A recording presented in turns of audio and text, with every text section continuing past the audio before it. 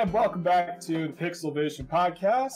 Time to once again talk about the game industry, games, stuff affecting it, other things that have the word video games in it, with a bunch of people that want you to believe they know what they're talking about. I'm Gamer Rez, and I'm once again joined by DeftBeck, Melora.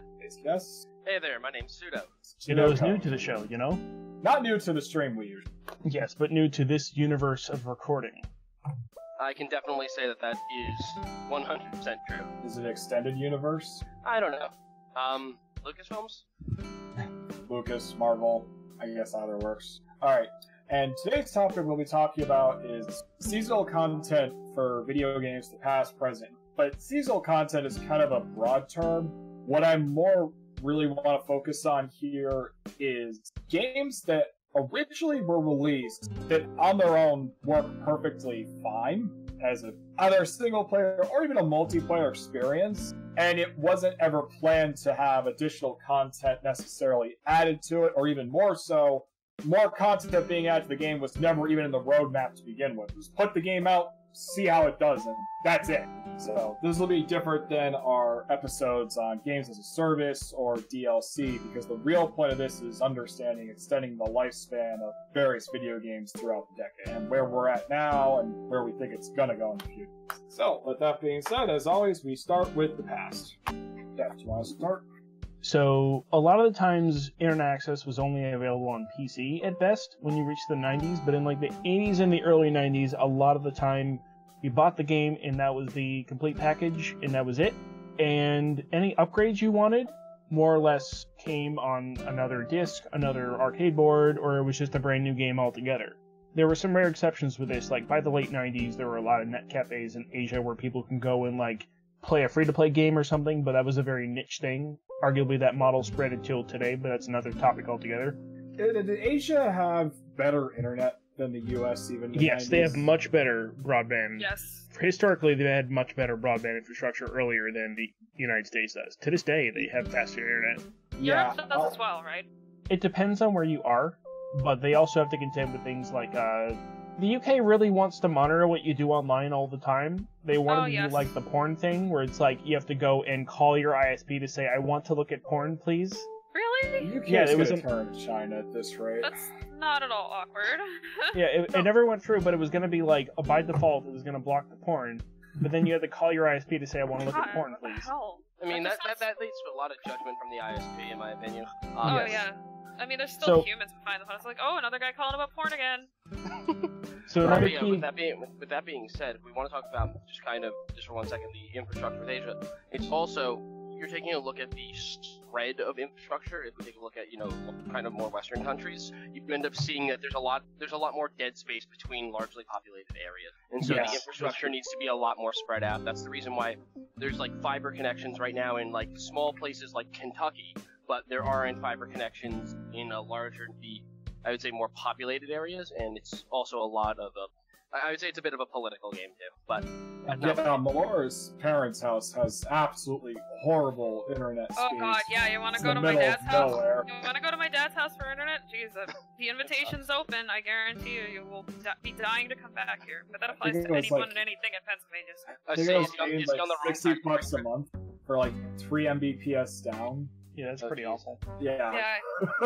So, to go back to the topic, other examples in other genres were sports games would get yearly roster updates at best. Fighting games would get the expansions, Street Fighter 2, Super Street Fighter 2, then Turbo, World Warriors, etc.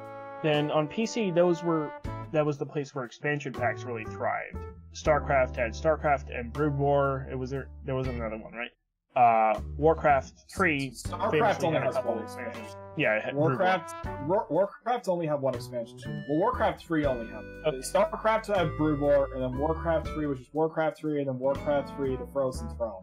Actually, amusingly enough, in terms of I didn't know about, especially South Korea's internet cafe thing until I randomly found a video on YouTube one day, which was my first taste of esports, of a Warcraft 3 Frozen Throne tournament happening in South Korea in the early 2000s, that the opening music to it was a Hoobastank song. Oh, that's amazing. That went into a South Korean stream on YouTube love it. in like 2003. That's No, great. I think it was from like them, but I was watching it in 2005. So you also saw on PC, a lot of times it was $30 to $40 expansions you bought at the store. You take it home, you install it. Then here's more stuff. That's it. There wasn't really, unless you played like and downloaded more maps from the internet. But WADs were free for the most part. Yeah. Wait, that's Doom, right? Yeah. Yes. Like So Doom got around that by just downloading the data of where stuff is, but not actually using UDP to stream actual video content, but just generates everything with the game already on your... Yeah, because of the fact that internet infrastructure was very limited, you had to more or less build in its own thing within the game, either through like the map editors or otherwise. It would just tell the game what to do. And, you know, there were custom textures and stuff. Yeah, that's how multiplayer works now, though. Like, even during the quarantine going on, they're saying, oh, we need gamers to limit playing online. Like, your video streaming uses way more data than someone playing an online game of Fortnite right now, or you know, Apex Legends, because Look, everything's so rendered on to your watch side. The Office.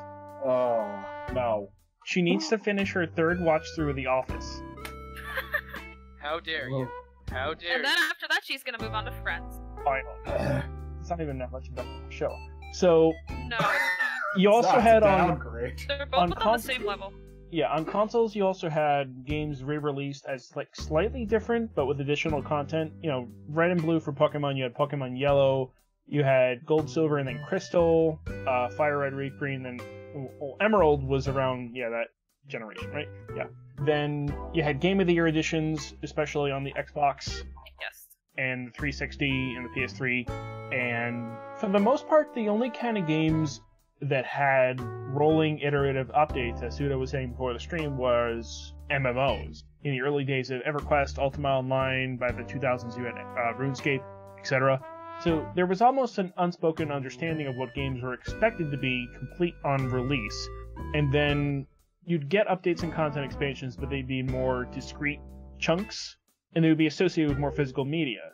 Yeah, because that's what I was going back to, was we didn't have the internet, especially in the West, in the United States, we didn't have the internet speeds to, okay, I'm just going to go ahead and download, basically, especially in the case like StarCraft, like Brood War, for example, that was released in the late 90s, I believe, still. Not going to happen, just not going to happen. Downloading that was like a couple hundred megabytes, which is nothing now, but back then that was a big deal. Not to mention piracy, though it was more common probably then than it is now in a lot of ways, because accessibility for way, way harder to obtain than they are now outside of the league. Steam kind of create a monopoly on this. On consoles, you buy the game, you beat the game, and then you move on. So what happened there was game sales of console games were often front-loaded instead of being evergreen. When game sales are front-loaded means they make most of their money within the first couple months or the first couple weeks of a game's release, and then the sales drop off of a cliff. That's why a lot of single-player games like Shadow of War pretty infamously had loot boxes, which was pretty ridiculous. But that's a little too much in the present. But when you bought like a Nintendo game, you knew that there would be an end, and that's it. You could replay it if you want. You'd buy Zelda, unless you're playing the Satellaview version, in which that had live content. That was Japan only, it's so niche, it's the concept. The Super Famicom had a satellite service called Satellaview, and there was a version of Link to the Past on there called BS Zelda that had rolling content. You could play through it every couple months and there'd be something new to do, and there would be satellite radio that would come in and you would go and listen to it to get clues. That's a very niche thing, because that was only in like 1993. It was way ahead of its time. Even in early console multiplayer games, they didn't necessarily get content upgrades either. There was a multiplayer mode, but what you got is what you got, unless you bought the sequel. When you bought a wrestling game on the N64, you'd have to buy the next one if you want to play with the wrestler that debuted that year. To give credit to wrestling games, though, they put, especially the earlier WWF games and stuff, they were basically different engines. Like, they did make, or at the very least, they were totally different UI. It wasn't just a roster update, like I would say a lot of the pure sports games were, like the Madden and the NBA 2Ks, which is just, it is literally the same engine again. We are just giving you the same game, and you bought it because it had the updated players in it. Because I have friends that played wrestling games a lot as a kid, especially like the RAW on N64 and stuff, and the PS2 ones, they're just completely different games. Yeah, they're the same concept, but the UI changes, the controls change. You're not being given Madden for the 30th time. I can at least say that. Now, in terms of quality, and what a wrestling fan versus your typical gamer cares about, that's more subjective. But on the other side of the spectrum, even though these are praised, especially by real gamers, but hardcore fighting game, for example, let's talk about Street Fighter real quick, because I think that's one of the best examples of, because of limited technology and needing to make sales. Yeah. Street Fighter was re-released with so many goddamn versions that was definitely just using the same UI, the same sprites, over and over and over and over. I mean, to comment in on that, whether you're talking about the same sprites or whatever, this is where we get into kind of the iterative updates, where I would then press to argue, how is that any different from any of the sports franchises re-releasing new team rosters or mildly modified team rosters with basically the same underlying components, the same underlying physics engine. Truly, it's especially in terms of 2D games before we get to actual physics engines, which wouldn't happen until you're at like 3D and polygons. But truly speaking, it's not. It really is more of an issue of they can put out the update for, in the case of Street Fighter, the Capcom CPS and CPS2 boards. They can put out the update for an arcade or ship it to it, but for home console, your only real option is just go buy a cartridge. That's a little bit different. And that is, where I normally attack things like DLC and expansion passes. I'll give credit. It's nice that this doesn't have to be a thing anymore. I don't have rose-colored glasses on. There are issues with the past, and we should be glad we don't have to deal with this. So I'll be the first to say, yeah, I'm glad it's not like that anymore. Because Definitely. I don't own all the Street Fighters, nor do I freaking want to. It's expensive even now to actually own the original ones. But for the most part, when you bought a console version of a game that had both single player and multiplayer, you could expect both of them to have fleshed out experiences. So someone playing a fighting game alone can play the arcade mode, but if they have a friend over, then it'd be a completely different experience, but they would be both equal for the most part. Yeah, and then you have really weird things in terms of fighting games too that do this stuff, like the Killer Instinct game that was released on Xbox One, where I think you literally get 2 characters and the rest are you have to buy all of them. Yeah, I vaguely remember seeing something about this. Yes, and while that technically does count like towards the DLC episode, the reason why I'm mentioning it again is I don't think the game honestly is even supported anymore. I don't think anyone played it. But if that was the plan from the get, it was to just keep making characters for it. And it's kind of following a League of Legends almost development plan that doesn't have anywhere near the following or the anything, honestly.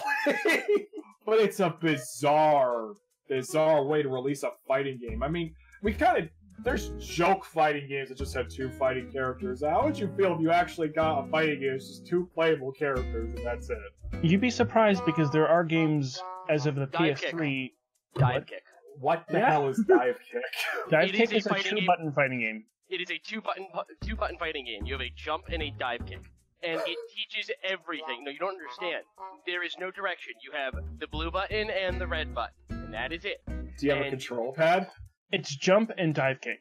So the whole point of the game is that everyone also only has 1 HP, so you have to be the first one to hit. I hate this. God. No, but you don't understand. It teaches everything about fighting games. It teaches neutral game and spacing and timing and baiting. It's so simple that it works amazingly.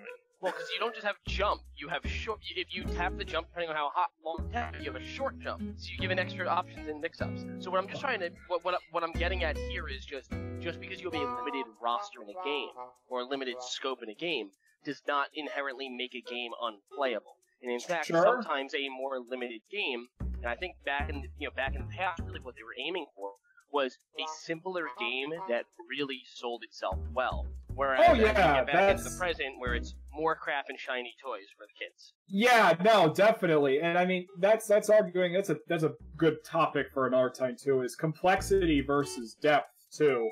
But I was saying, what if it was a game where it is complex? Like, you have all these different fighters with different abilities, but they only sold you 2 of them from the get-go. And even though, you know, it's good value if you just want to buy the characters you want, but really that's not how fighting games work. Okay. And mocking, to be honest, because I think it's a stupid model. That's not how fighting games work. I think if maybe it was like, say you had a God of War game that was single-player focused, and you start with Kratos, but you could buy 2 more characters, that's kind of stupid, but at least I understand the idea of, if you want to play through the game again, here's a character you can download as DLC, but it doesn't affect the whole aspect of playing online with people, or even playing local multiplayer. I mean, Smash is doing downloadable characters now, which they start with the Wii U, but you got a shit ton of characters first.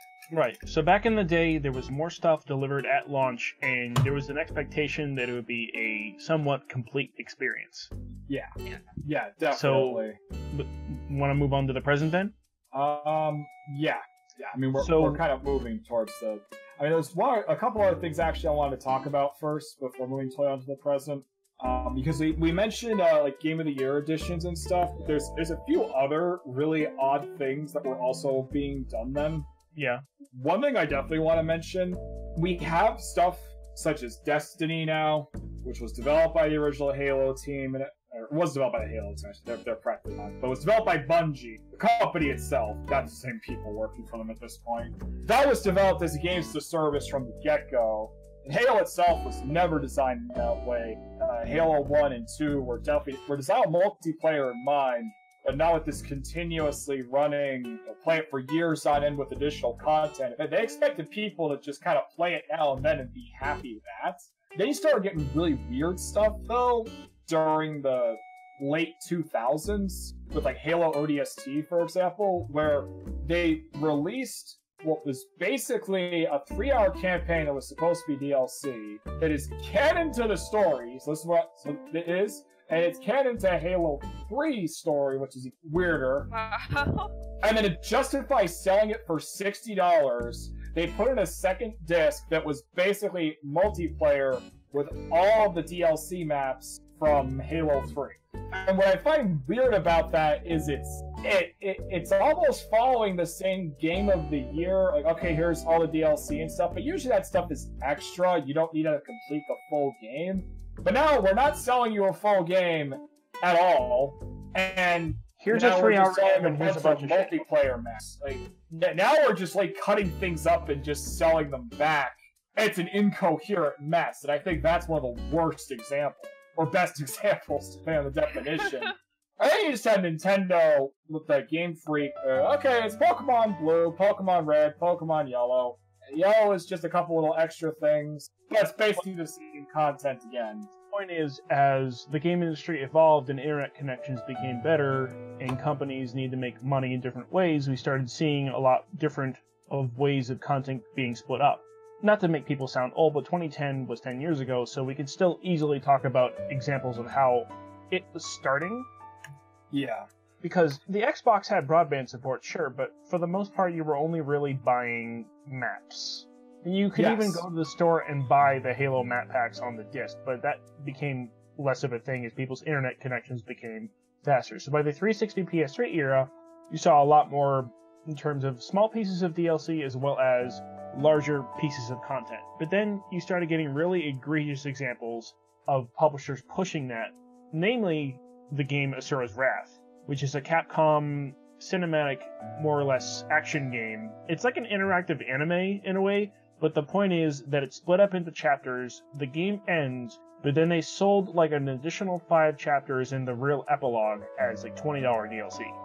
And this is a $60 game on launch, right? Yes. Yeah, that's awful. Or there was a Prince of Persia game that sold the real ending to the game. The game ended on a cliffhanger, and then you bought the rest of the game, like the last chapter, separately. Yeah, I remember you telling me that. And then even bigger mess is Final Fantasy 15, which we've already, we poked at that several times, but Final Fantasy 15, there's a set number of chapters, the story ends, but there's 4 DLC episodes that expand upon the different teammates as well as the villain. But that's another $50. That's insane! like the game itself is massive, although it's full of repeat quests that were basically copy and pasted and stuff like that. But literally parts to understand the characters. Like, imagine if you went to go see a movie. Like, let's say you went to go see, like, a Lord of the Rings movie, for example, or Star Wars, or some kind of decently long movie that's like 3 to 4 hours. But you had to pay extra on the ticket to see certain parts inside the movie at certain points, or you're not going to understand the characters as well, and you're going to watch a shorter version and not understand them, why they do what they do. That's basically what Final Fantasy 15 is. Like, imagine watching an anime series. Like, imagine watching Kill la Kill, but it's just episodes 1 through 3, and then it just jumps straight to 14 or something. So we don't know anything about most of the starting cast or anything. We're just kind of expected to just go along with they're already friends now because they've been through stuff. We don't know what it is. We'd like to know what they went through and how they became friends, but you don't get to know. Instead, we go right to facing the main thread, and you're supposed to accept that they're friends. You know, they had a rocky past, and well, you didn't pay the extra $50, so you don't get to know a lot. It sounds like a really lazy excuse to not write.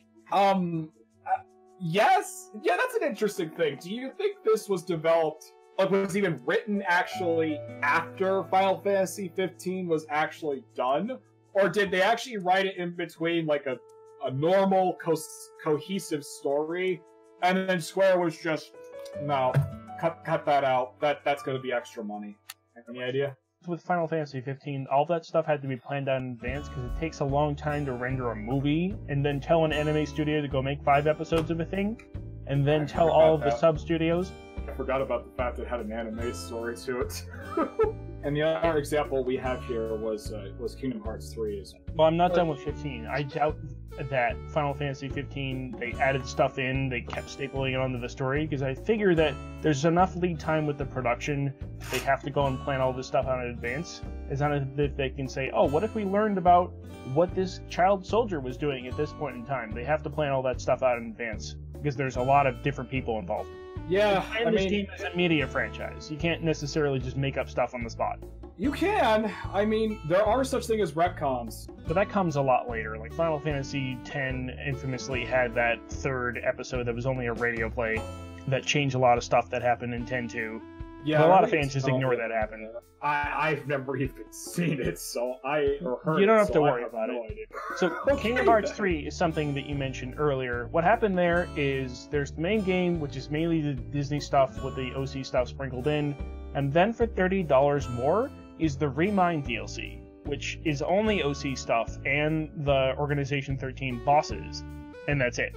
Wait, that is it? So it's extra story, extra boss fights, and that's it.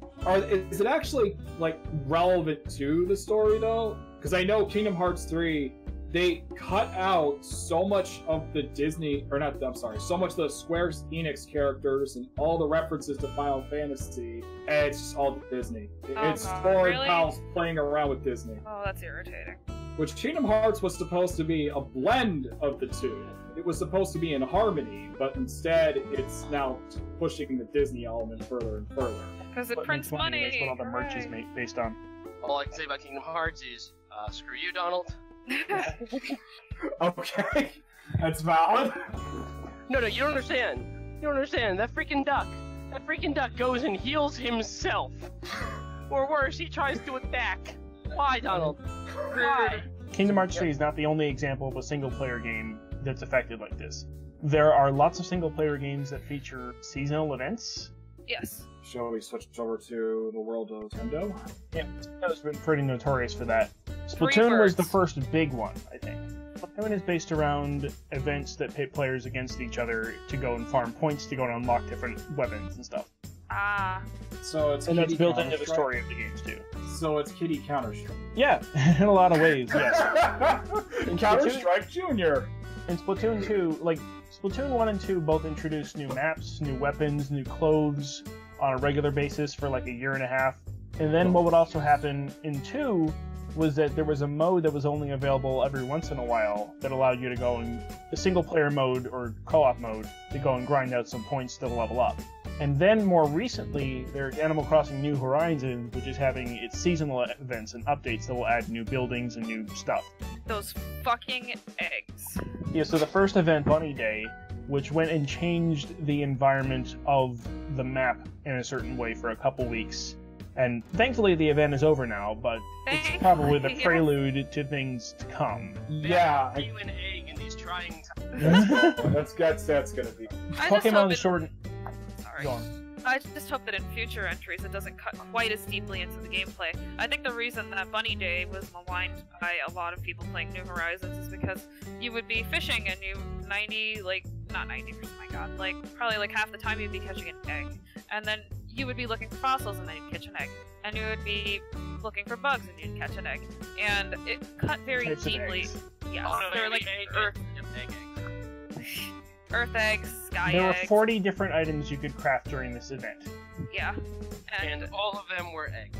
They were all egg-related, and they were all ugly. Yeah, they're all gaudy, and I would never wear this stuff. You would not catch me dead in this kind of stuff. But I mean, I guess it appealed to the completionists, I don't know, but it cut very deeply into the gameplay, so I'm hoping future events won't be like that. And meanwhile, over in Pokemon Land, Pokemon Sword and Shield has occasional updates that add Pokemon and events, and not even there's also the Season Pass, but separate of that are also just the stuff they add incrementally to it every month, or every couple months. ARMS was like that too on this. Yeah, Pokemon, I think, has always had these limited time sort of things where you could bring a code somewhere, and and I think GameStop or EB had similar events where you would be able to go bring in a code and get a free Pokemon for a certain amount of time. Yeah, no, those are very common with Pokemon, but I would argue though that was more so because to appeal the whole collect them all thing. Pokemon always had kind of a built-in way of extending itself beyond just playing through the main actual, 8 gyms in the Pokemon League and stuff because of the aspect of collecting everything. Not to mention, America didn't really get most of those events until the DS era, so we just kind of cheated our asses off with Game Sharks and Action Replays. Yeah. And trainers.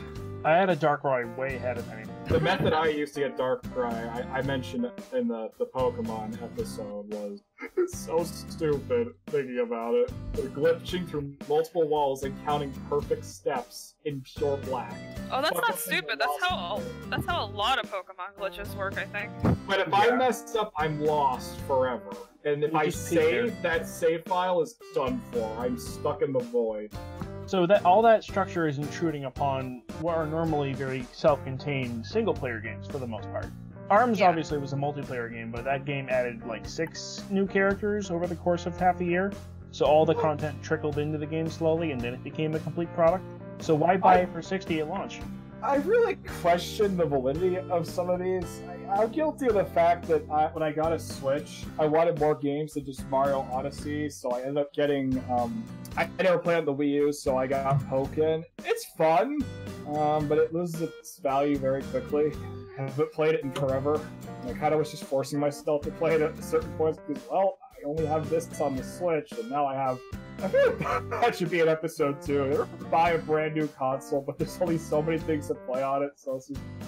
You end up playing stuff that you do this. I don't know what else I'm gonna do. It's not a lot of options. Right. But again, I question that game had updates too, I think, to the roster, but nobody talks about it. Who's talking about ARMS? I don't know a single person that has ever just looked me in the eyes and seriously said, "Wanna go play around at ARMS?"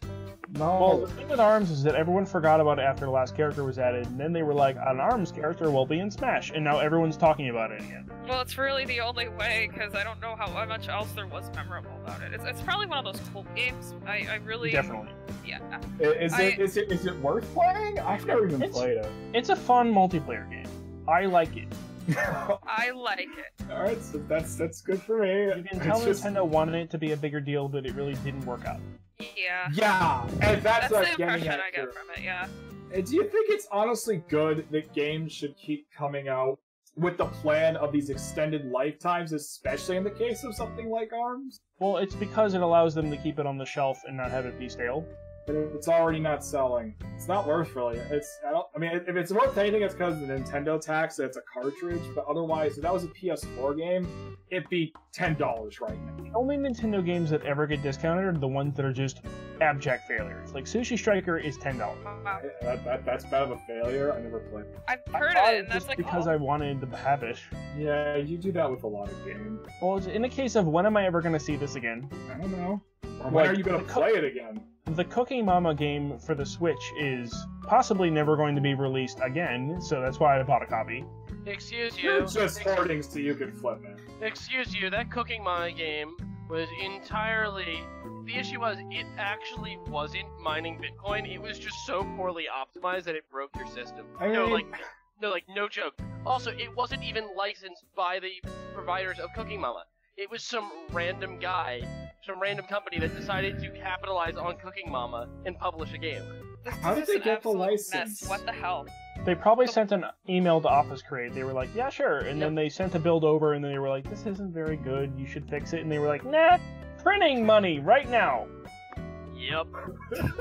Yeah, the more I hear is it's like, oh it's my going to god. be the subject of a lawsuit. Jeez. Which wouldn't surprise me. Wait, is it actually happening right now? It wants to go and do...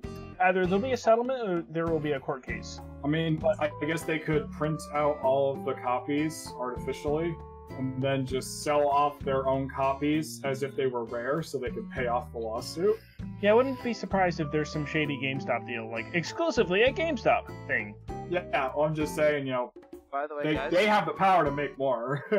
hey guys, does anyone here remember the humongous entertainment games like playing like Putt Putt and Freddy the Fish? Yes. They are now available on Steam. Oh Yeah, yeah, I I think I remember that. Yeah. I bought a bundle of them. Nice. Honestly, I thought that was like a good piece to tie into kind of all the past, like the old school games versus new school games. You're talking about like those old school education games where they were completely finalized. Like you had the game, you bought the game, you played the game. I can only find those things as sources of amusement. I hate them even as a... So earlier we talked about MMOs, and in the present now we have the free-to-play model, and I think the most interesting example of the Season Pass now is the Battle Pass, which is now evident in Fortnite as well as Call of Duty.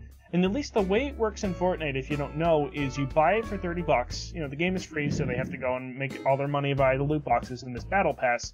And for like 3 months, what ends up happening is you have to level up this pass to unlock tiers of stuff within the pass. Oh my god. So not only are you paying to get the crap, like the skins and all the emotes and stuff, you actually have to like grind to go and level it up and unlock it, the stuff that you already own. Oh, that's wild. I've never... Jesus. Wait, so you have to pay a monthly fee? It's not a monthly fee. It's a season. Like every couple months, it's a new season. Okay, you have to pay money to upgrade the things by playing. First, you pay the money, then you get to play, and you have to play to upgrade things that you already got that you probably paid money for as loot boxes if you didn't just grind for it. Yes, Fortnite's updates are free, but the Battle Pass stuff is exclusive to the Battle Pass. But to unlock the stuff in the Battle Pass, you have to grind to the capital of the Battle Pass before the time is up, after you bought it. Yeah, I mean, this is a game as a service, so again, it's not as bad as a $60 game, but why are we supporting this again? I could defend almost anything, but it's very hard to defend Fortnite, except for potentially just the building gameplay. That is cool, I won't deny it. But everything else about it is just steeped in corporate greed. And just throw your money at things that don't exist. In a similar way, that's why... In a similar way, that's why parents are often fooled in thinking that Fortnite is a game you have to buy at the store. Yeah. Not a lot of parents probably know that the game is free. They probably are like, their kids, like, I want to play Fortnite. They go to GameStop, they find a physical copy that just has like a code or whatever, and then they enter the code into the game, and it's like, okay, now you have the game, even though that's not how it works. Are these parents millennials or like late Gen X? Well, think of the people who have like 12 to 18-year-old kids. Alright, so the majority of them is late Gen X. Yes. Yeah, okay, yeah, they still have no what they're doing. I can't see this happening with millennials when their kids are teenagers. I'd be surprised. You should never overestimate the intelligence of a particular generation, because Well, I the stopped generation is working in defined by the IT support LCD. finally, so I don't have to deal with this anymore. Yeah. I So couldn't that's just take within the. Meanwhile, within the free-to-play sphere, there's also the mobile games, and that's a subtopic that's interesting because the early mobile games, you bought them, you downloaded the Brew app or whatever, and then they were just done. But starting with the App Store on the iOS and Android stores, you started seeing these games that were free to download, but then eventually you would hit a point at which you run out of energy or whatever, and you would have to go and buy additional stuff to keep playing. Mobile games are the only ones that deliberately stop you from playing. Yeah, the paywalls is what they're called, right? Yes. They're And probably the often- most atrocious things. Often they'll give you enough energy and then they'll kind of bait you. For example, the Harry Potter Mystery at Hogwarts game, Oh boy. which is just a series of QTEs and story choices, pretty famously stopped you from... Like, your character would get caught in, like, fucking tentacles, and then it'd be like, oh, you've run out of energy, kid! You gotta pay more for lightning bolts so you can save yourself. You know, I feel like these games are basically... What if we made... what's it called? What if we made Dragon's Lair, but instead of having any form of actual thought or memorization, you continue the game by putting in money? Well, arcades work, huh? And that is how arcades worked, but part of the appeal of an arcade game, though, where I understand they were designed to suck coins, is as you got better, you weren't going to spend as much money. You were going to get further. You were going to improve skill-wise. Flip the dip switches and made the game harder. I mean, yeah, you could be that guy. Yeah. And that's also how you have tournaments and stuff. I mean, there is at least still the sense of actual skill-based progression. You learn. You also, you know, being a kid, too, especially in that sense, this is also kind of a life lesson, inadvertently being taught. Guess what? When you fuck up, you gotta pay money and try again. That's entrepreneurship. You're also, Like, no matter how well you're doing, you have to pay money. Yeah. to be fair, you're also talking about a Laserdisc game that, and a lot of those are just collections of footage with gameplay superimposed upon them, and a lot of it is just rote memorization.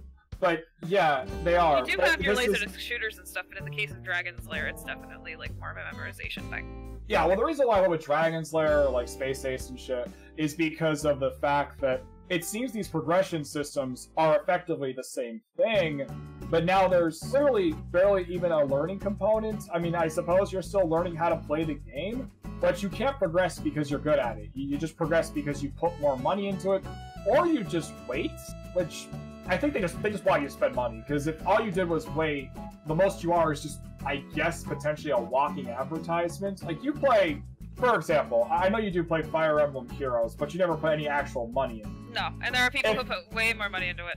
So you're basically just a walking advertisement for it, but to be honest, a lot of those people doing that are the whole reason the game even exists, because otherwise it wouldn't make any money at all, but it's pretty much predatory. Yeah. Like, wow, this AAA game is lots of really great graphics. Even this indie game has a lot of thought put into it and everything. Or I could spend $400 so I can get the shiny JPEG. There are a lot of games now, console games, that are based off of mobile games. Like, Grand Blue Fantasy famously has the fighting game, and Yeah. with that game, it actually includes a code for an item in the mobile game, so it's encouraging the whales to go and buy multiple copies of the game to get this rare item, Oh and my then, god.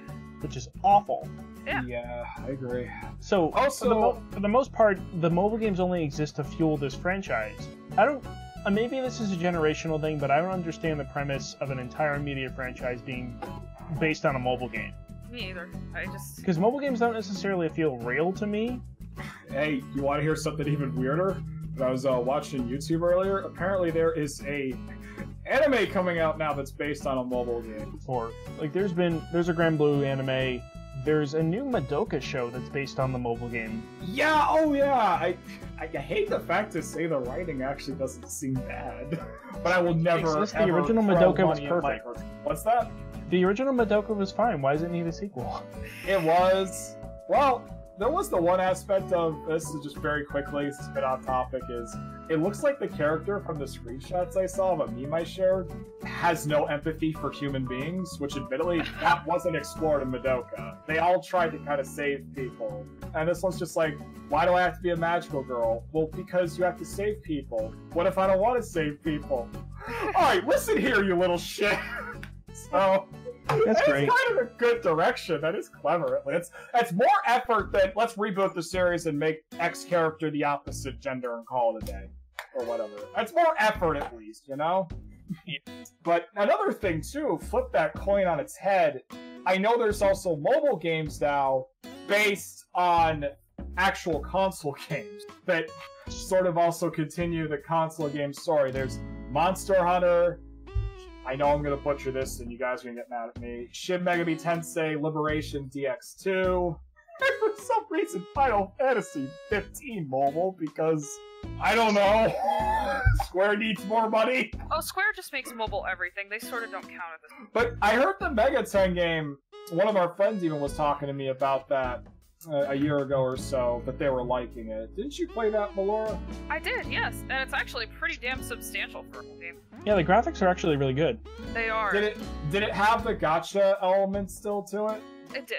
Yeah, and it definitely, I'm sure, relied on seasonal events of, oh, this event is only going on now, limited Yes. time. So, but that's even weirder, though. So now console games, or console series, going on mobile phones, and now it's seasonal events. And if we cut back to Nintendo, the Mario Kart mobile game and Super Mario Runner and Animal Crossing, I totally forgot to mention. This star with the Animal Crossing seasonal content thing actually was really big on mobile. Yeah, Pocket Camp. That's what it was called, yes. Pocket Camp. What did you say? People forgot about Pocket Camp. Yeah, they There's also... some people who still play it, but I don't think very many. I forgot about it. That's for sure. I mean, Horizons obviously seems very much still the console core gameplay, thank God. But I feel like Pocket Camp could be bleeding into that console gameplay. But who even plays it? The audience is probably so much smaller. For the mobile game, actually People it's who have probably mobile larger. phones than Switch. Yeah, accessibility is what drives sales almost more than anything. The Xbox One and the PS4 are vastly more powerful than the Switch. What's the top-selling console? That's been out the least amount of time, might I add. Examples of this on console. Mm-hmm. It's because of accessibility. Switch is just take it anywhere. People still has that Nintendo name, but that didn't help the Wii U, so really just being Nintendo wasn't enough. And then... Well, the thing with the Wii U is that people didn't really connect the Wii with the Nintendo.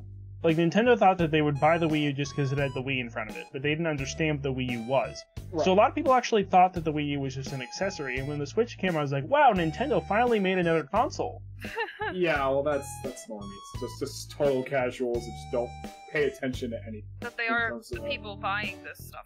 Yeah, the people that went gaga over the NES Classic and stuff, and then made people scalp it, even though in reality it's just an emulator box a day. And not the best one. Going back to the topic, though, we glanced over Pokemon a little bit, but I do actually seriously want to mention Sword and Shield, and I'll talk about this more in depth with the Pokemon mainstream episode. But I want this to be said. I think a lot of also what made Pokemon Sword and Shield have this expansion pass now, or whatever it's called, for 2 new continents, and all the Pokemon they said they couldn't put in the game is now going to be in it 6 months later, so that was a lie. Because models take so long to make, that was apparently not true. Oh, that's pretty cool. I think the reason Support it's the 3DS happening, ones though, into the game. yes, they are. I think the reason it's happening, though, is because Pokemon Go, then Pokemon Let's Go on the Switch. Now, Let's Go, I don't think has any seasonal content. I don't believe it. I really don't think it does. I'll have to double check that, but I doubt it. However, it was meant to be bridging the gap between Go, which is nothing but seasonal content. The only reason Go continues to exist is just constant iterations of updates, which gives it more of an MMO feeling, which it was a game as a service from the get-go. It really was. So that made sense. It made its money off microtransaction. It was very much game as a service. But the mainstream Pokemon games, up until now, were not. For sure they were not. And even as far back as Crystal, you had a service that allowed you to connect your Game Boy to the internet via a cell phone. Sure. You have little minor things like that, but now the other part of the game is basically being sold to you as downloadable content. It's not additional, it's literally missing parts of the game. The game is an empty void with a lot of stuff that is just missing. Well, it depends on whether or not you're appealing to the people who are invested in it, or you're appealing to the people who only want to play the campaign, then stop. I don't agree with that. Like, how many totally. people bought Kingdom Hearts 3 Remind? I don't know, to be honest with you, but I feel I think like a very small amount of their audience even knows it exists. I think it's mainly just for the fans. I mean, That's not to a say that they difficult should thing. like, oh, the normie's not going to buy it, but the fans will. I think that's kind of a weird strategy. Example I think is worth noting is, do you think Persona 5 and then Persona 5 Royal is an example of this? Oh my god, definitely. So Persona Yeah. 5 came out in like 2015 in Japan, and then a year and a half later it came out in the US. And then this year you got Persona 5 Royal, which only adds about 10 hours of content and a new party member to the game, but it's another $60 release. And it's another Metacritic rating, and it's another award, and it gets its own thing, and it's too soon. It honestly is too soon. It's just, Atlas has a really big history of just doing these cash grabs. Now, question: if I own regular Persona, can I just download the Royal content as DLC? No, sir. Yeah, that's fucking stupid. See, the thing I I've been wanted to telling you bring... this for ages, RJ. Sorry, Dad. I didn't disagree with you on that. I was just saying Persona 5 itself is a good game. I never said I agree with these tactics. The thing I wanted to address here is the fact that Vanilla Persona 5 was not removed from sale just because Royal exists. Because Yeah. Vanilla Persona 5 is on PlayStation Hits, which means it's $20. Yeah, at least you So can get it Royal, cheaper it's now. two separate SKUs. Yep, which is odd because I'm okay with the Game of the Year edition thing. I don't think that's as big a deal. You buy the regular game. If the game does well, which should be how this is done, you shouldn't be making DLC for a game that's bad. If the game does well, you make a few DLC expansion stuff for it, and then, years later, someone never experienced it. Hey, here's the Game of the Year version that's like half the price with everything from before because you weren't around for it, you didn't give in to the FOMO, so that's your reward for waiting a while, but give it a shot anyway if it's cheaper now, it might be worth your time investing at this price. Like, before Bethesda became infamous with the 76 shit, I felt that was perfectly acceptable for things like Oblivion and Fallout and stuff, because you had a long time to get that stuff, and plenty of time to play it. And it didn't even release the Game of the Year version to like $60. They were usually discounted and stuff. I didn't think that was a big deal. But in terms of Royal, though, it seems like if you bought the original, it's just taking advantage of making them pay again for barely any update. Yeah. I mean, The battle systems, and they added some things. Catherine Full Body almost feels... What do you think about that in terms of Catherine Full Body, Melora? Because you and I are playing through that right now. Well, Full Body is the only version available on current-gen consoles. Yeah, Persona but... 5 Royal is sold on the same console as the original at the same time.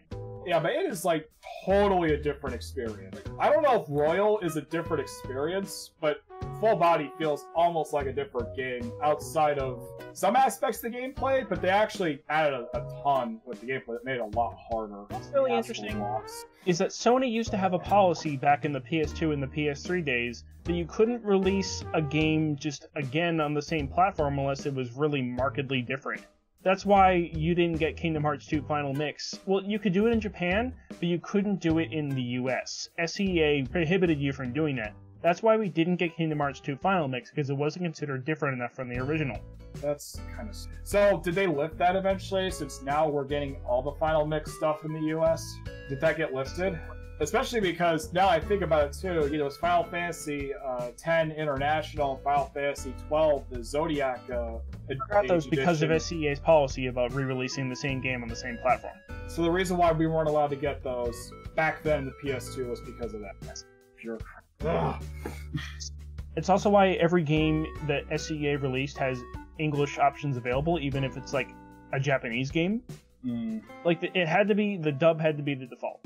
You could offer Japanese as an option if you had space on the disc, but you had to produce a full English dub of the game to sell in Americas. That's why a lot of PS2 games from Japan had really hokey dubs, because not everyone is Square and can afford good voice actors. Yeah, and even then, that's questionable in some cases. Other examples I wanted to name that were within the music game sphere, they were some of the first predominantly single-player games to feature a lot of additional content, quote-unquote, cut out and then sold back to you, right? One series I wanted to bring up was the Project Diva series. Not only did they have the season passes, but what was notable is you also had the Future Tone game, which was a port of the arcade game, which ran alongside the console versions but wasn't really the same mechanically. But what happened was, how the game was released was they had like Project Diva Feature Tone Prelude, which had 2 songs. That game was basically a demo, and you could buy 2 different DLC packs that contain games either from the console versions or the handheld version, and together they would have a complete game. So it was like $100 for the full set of 250 songs. But you could pick whatever half of the songs you wanted. But then you have the Switch game, Megamix, which has only 100 songs. But people have data mined the game and figured out, oh, the file system is the same as the PS4 game, so likely they're going to go and just sell us the other half of the game piecemeal. So effectively, it's kind of almost like the Pokemon strategy. So they cut up half of some of the content from the game for the 2 different consoles and sold back the opposite half as DLC. Is that correct? 10 songs, but then the other songs are just from the PS4 game. Like, there are 10 exclusive songs that they said will eventually come to the PS4, but for now they're exclusive to that version. You need to pay $60 for this version to play them. In terms of seasonal content, though, they have events and stuff, or is it just the DLC? There weren't any events, it was just the DLC. Okay, so then you're going to talk about rhythm games, then if you want to briefly just touch upon it, you might as well mention EMU. Yes, so Konami's score tracking and progression system is called EMUs, and it's free to join. You can pay for a standard or a premium membership if you want for additional features, but that's not the main point of EMUs, because it allows Konami to more or less turn their games into services. And you might want to mention those games first, so people aren't confused. So that's Dance Dance Revolution, Beatmania 2DX, Poppin' Music, but that's kind of dying, 7volt X5 Vivid Wave, Nostalgia, etc. Right, gone. And Dance Rush. So, yeah. Within those games, they're all connected. Oh, yeah, yeah. Gitadora also. Yes. Not to exclude that. It's okay, I'm used to it. I mean, Konami's doing that themselves. I mean, not really. Gitadora got an English patch, along with the rest of them. That's for Asia region, of course. No, as in, it's primarily produced because of the fact there are lots of English speakers within Southeast Asia. Ah. It's not like for Americans, like people thought it was. Yeah, get my hopes up like that. And we still get it, of course. So my point is, with the e-amusement system, how it works is, for the longest time, for as long as it's been around, what happens is, you get a set of like 40, 50 new songs. Like when a new Beatmania comes out, you get that. But then they have unlock systems that debut within a month of the game, in which they more or less trickle out 5 to 10 songs per event. And often you have to grind points within the event in order to go and unlock one of the... You have to unlock them per chart of the song, too, because each song has an easy, hard, and hardest difficulty, of course. So they can go and trickle out this content over time. And there's even a feature... Well, there's even an exploit that people have figured out called credit feeding. Because normally you have to go and complete a full round of the game in order to go and get to the unlock thing and progress. But people figured out you could fail out one stage and then it'll give you, like, full progression for it. So Konami more or less allows you to pay, like, oh, you just want to play the another? Just pay us $20 right now. Credit feeding is, like, encouraged by Konami for their most dedicated players. I believe Gitadora, you unlock the songs on sale, though. I think it's just, like, time progression, but yeah, you still have to put around, like, $20 credits in, and then, like, I tend to find that a lot of the events in that game last about 4 hours for me. Are there any other arcade games that are adopting this seasonal content policy too? I know when we went to round 1, there were a couple ones. Was it Magician's Dead. Magician's Dead, and there was the gun one. I'm just bad at names. I remember what they look like. I just can't remember names. Gunslinger I forget, but I think we also... Yes. Do we have Dissidia at round 1? I don't know, but yeah, isn't Dissidia like bigger in arcades than it really is in console in Japan? Yes, they definitely do that. Those games, though, they would also normally have been released years ago as probably just a standalone product. Any more the same as something Street Fighter, Gauntlet, stuff like that. Personally, I'm out of examples for a lot of the things that we talked about. I think we're falling into the same rhythm of here's a game that used to be you bought it and then it would be done, and here's a game now where you buy it for $60 and then 6 months later it's done. Well, let's move on to just what we think in terms of the future, and then have thoughts on the whole process. 'Cause I'm kind of mixed. I'm not as... My post-mortem on this fact is the fact that all games of a certain AA or AAA budget level will be service games inherently due to shrinking margins and physical sales, because games come out at $60, but unless they're from Nintendo, they sell a lot within the first month and then drop in price really rapidly. Mm-hmm. Yeah, and also even older consoles like Mario fucking Sunshine is now $50. Actually, it's 60 So not in box copy. So not only do physical games have shrinking margins, but digital games too. Steam sales, I think, have conditioned people not to buy games at full price. Yeah, that's not healthy for developers. Which is why you saw the early access model, in which a game isn't even done, but you like the game so you want to support it until it's done. There are very few examples of games in which that has worked perfectly. I will not argue with that, but I will state that there are some games, like A Hat in Time, where it started entirely as a community-funded project, and for community-funded projects, early access is what helps developers kind of tailor the game towards the community that it's targeted at. And I will say that A Hat in Time is definitely one of the exceptions in that field. Sure. Because it was a well-developed game, but it took almost an extra 12 to 16 months to finalize the game past the original timetable that they had. But they initially had alpha access, and then they rolled out beta access. But what I will say is, I think that is largely due to the existence of platforms like Steam and EA and other content platforms that take Gesundheit again. Don't explode your nose, Rez. We don't need another fountain of blood. But what I was going to say is, unfortunately, because they take such a cut off the top, the games have to play as far as they do in order to get things that can be. Yeah, I can understand that. And I think we're talking about this more in the sense of, like every platform, every tool, abuse is possible. You can abuse Kickstarters, scam people, and Steam Early Access and Greenlight. Well, yeah, it's going to be subject to a lot of controversy, and people are going to use it for nefarious means, or people that have no business making games at all, or making anything, to be honest. Will just try to make a quick buck, especially if they already have money and just want to do an asset. This seasonal model is being used to go and replace loot boxes, arguably, because loot boxes are getting legislated against heavily and no one really likes them. So now publishers are going to have to find other ways to make money. And my suspicion is that perhaps there's been rumbles of this in mobile games, but what if publishers make up their own cryptocurrency that you earn through just playing their games? I don't even call it cryptocurrency, because I understand cryptocurrency, you first off actually have to utilize blockchain.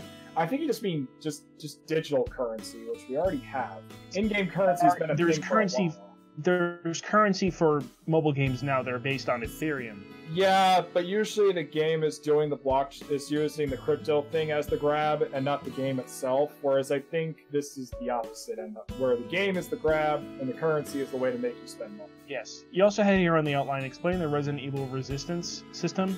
Yes. So in the new Resident Evil 3 remake, I say new, in addition to the remake game itself, different story there, it came bundled with a multiplayer that I was at first actually kind of optimistic about giving it a shot, as it simply seemed like an interesting spin on the Dead by Daylight isometric survival horror formula. But you get to play as a mastermind and use Resident Evil monsters and zombies and stuff against a bunch of survivors. It looked fun.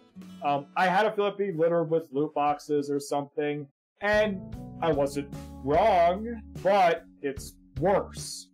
To avoid the loot box controversy, they actually made it so that instead of spending real money to open loot box, you spend real money to get experience points to open loot boxes. Break that down a little more. There are some countries in which they had to go and change the structure of games to go and have it so loot boxes are not completely random. So for example, in France, when you buy CSGO and you get a loot box, you basically earn an item that allows you to go and look what's inside the box, and then you can decide whether or not you open the box. Take a look inside, is my dick in a box? And then in China, I know with Overwatch, you don't necessarily get loot boxes. You get loot boxes, but then you also get coins too.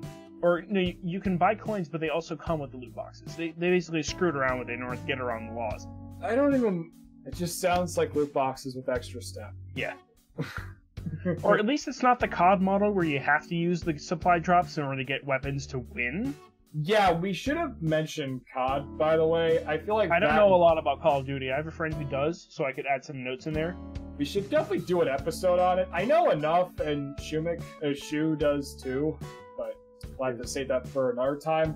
However, I do think that has to do with the current state we're in with the seasonal content, because that stuff was really getting pushed. First it was pushed on mobile. I think the second place for DeftBeck were these quickly, yearly churned out shooters. And before Fortnite and Legends and stuff, and now Hunt, I think, Shadow Hunt is now the thing with Dead by Daylight and stuff. Before they started becoming the mainstream games to play, Call of Duty and Battlefield were the two that were basically fighting with each other over and over. The yearly frat boy game, because Halo was dying. Microsoft doesn't know what to do with Halo. Its heydays are long. It's going to be interesting to observe. It's. I think Halo might become Sonic. I'm not joking. Yeah, I think that's it's such a weird mental image. I think it's on its way to becoming Sonic. I really do. But on the topic, though, what do you think is going to be the future, Riz? I honestly think this is going to get pushed more and more with these $60 games, but I also don't see $60 games selling much more at this rate, especially physically, as we talked about before, because of the fact of no one wants to own a physical game if it's just not going to work, or most of the content to look forward to has to be online anyway. And the smaller margins that physical games are making compared to all these online ones, the ones with seasonal content, is going to mean less and less effort is going to be put in a single story. I haven't played the new God of War, but I played enough other God of Wars to know how God of War works. Right. I think that's going to happen eventually. I think eventually they're going to push that because the series isn't going to work. I don't know how much longer we're going to keep getting The Last of Us without seasonal content. Only if I can chime in, as you brought up with, when you're talking about seasonal content, but also just physical distribution of games. The reason why all the printed manufacturers turned to the digital model is because you don't have to pay distributors to carry your game. You don't have all the overhead of printing massive quantities of physical discs. Yes, that's true. I totally understand that, and that's especially useful, especially for independent developers that can't afford that. Well, and also, I mean, take a look at the current state of the world. In terms of any point in time when difficulties with travel or acquisition, digital transactioning is instantaneous and immediate. Yes, and that's instant gratification, and that's up to the individual of what they vastly prefer. But what I'm talking about is stuff that extends the lifespan of something that even was digital is still a complete package. Like if you downloaded Final Fantasy VII Remake, for example, and expect the full game, it's already not a full game by definition, but we already knew that. But also, instead of the second disc coming out, what if more story is released later on, a few months from now, and if you don't download that story, you're not going to know what the hell is happening in the second part of the remake. Things like this is what I'm talking about. Not necessarily buying it physically, but still expecting a full game, and the publisher just decides, no, there's more. And you need to download this, or you need to be there for this event, or something like that, or you're not going to get the full experience from the next one. Think about this. What do you think is going to be the future of this sort of thing? I think AAA is going to less and less focus on a cohesive experience that you can obtain for a one-time game. I think that sums it up. It's downward of just focusing less on more about filling things in later. Yes. Yeah, that especially. Everything is released to last forever, which is wrong. Games, you could wrap them up in a couple of months most of the time, but now it takes years and years and years to make a game and maintain it. Yeah, and that's why I always err on the side of PS2, Xbox, GameCube is as popular as gaming ever should have gotten, and we wouldn't be seeing that. PlayStation 1 era was when gaming became mainstream, so that was the second phase of that. I know, but I feel like even around that era, at least in the West, it was different, I know, in the East, but at least in the West, PS2, GameCube, Xbox, it was recognized mainstream, but you didn't have people having to download or continuously play seasonal events and stuff like that to extend it, which also crushes development. That creates way more crunch. Like Fortnite employees, if they're like developing content for it, so they'll never stop working on this game. They can't go make a new game and be like, all right, let's try something different. No, you program in the new skins every day. That's what you do. Minecraft developers, how do you think they feel? I mean, Notch is laughing about that right now, but I'm sure Microsoft is torturing them. Anyone? Sudo, what's your final thoughts? Final thoughts-wise, I think that the way that we're going to continue to see things is mainly more and more seasonal content, up to the point that either the consumers themselves get pissed off enough to decide they don't want to purchase this content anymore, or, barring that, the majority of new games that come out are going to be entirely partitioned. So just like we have, Half-Life Part 2, and then Half-Life 2 Part 2, Part 2 of Part 2. Effectively, we're going to get more and more fractionalized and fragmented to the point that people just kind of get sick and tired of it. Hopefully. Or every AAA title will turn into Azure Lane somehow. Oh no. I didn't even mention, but that's another gacha game. It is. I'm just terrified of gacha influencing more, and paywalls and stuff like that influencing more and more of things that were originally complete experiences. Like, if players want to have their pretty JPEGs with giant titties or whatever, have at it! But the fact that it keeps bleeding over is very concerning. I mean, what I will say is, I think the games that will kind of be more immune to gacha mechanics are going to be the more pay-per-month MMOs, because they already have a stable subscription model base, and they may end up selling additional pieces, but that would be more things like skins than anything else. I'm okay with that. Well, I was just saying, I'll point towards like World of Warcraft just as an example here, where they re-released WoW Classic, and that is their new kind of money grab, quote unquote. But I'm not even opposed. Blizzard, as many mistakes Blizzard has made. The only issue I have is that they shut down. They essentially went after the private test servers, which were the true vanilla experience, and forever lived Nostromo. But anyway, I actually loved the private servers, as that's how I played WoW mostly, mainly because it let me skip a lot of the grind and enjoy the good parts of the game. I mean, yeah, but also it was great. Do you guys remember when WoW Classic first re-released and the entire game was already broken because people spent the past 20 years... Well, no, not even the bugs. No, people spent the past 20 years grinding and optimizing the meta for vanilla WoW. Such to the point that everyone knew the best way to play the game. Like, back when we all played vanilla, we only had a little bit of time to try to figure out the meta, and there were things that people figured out, but there were still things that could be discovered. But by the time we could have discovered them, the new patches were out, and we had, Burning Crusade, and then Wrath of the Lich King, then Kata, then Mop, and yada yada yada. I stopped at Lich King, so... I can say, Kata was great, Mists of Pandaria was... Pandas? Yeah! I still don't know why that exists. Yeah, that was where I just decided... I mean, I'm not probably coming back to this game. No, but you don't understand. Legion brought in fox people that sound like anime characters, and it's amazing. Oh dear. I guess we should wrap up now, because I think we've discussed pretty much everything. Thank you for your notes on WoW, though. So, I'm optimistic, but I don't necessarily think that's how things are going to go, because if anything, reality constantly lets me down. Yeah. Lower your expectations. That is the key to happiness. There'll always be complete games. People are still interested in making games that are just games, and not things that are just designed to siphon money out of you using psychology. Yeah, and this whole conversation is definitely geared towards $1 million games. It's very rare for independent developers, I think, to still totally do this outside of really, really simple updates that don't hurt anybody, except for ones that are nefarious, but I doubt that was an independent developer making a game on $50,000. It was a millionaire hiring a bunch of people to make a game that's probably worth about $50,000, loaded with millions of dollars worth of content. That was copy and paste. Gotta love you, Cooking Mama. Gotta love you. Yeah, that's an example. I don't know how that happened. Somebody with a lot of money and some dark connections. Absolute disaster. Alright, so I think that's it for this episode. I just hope.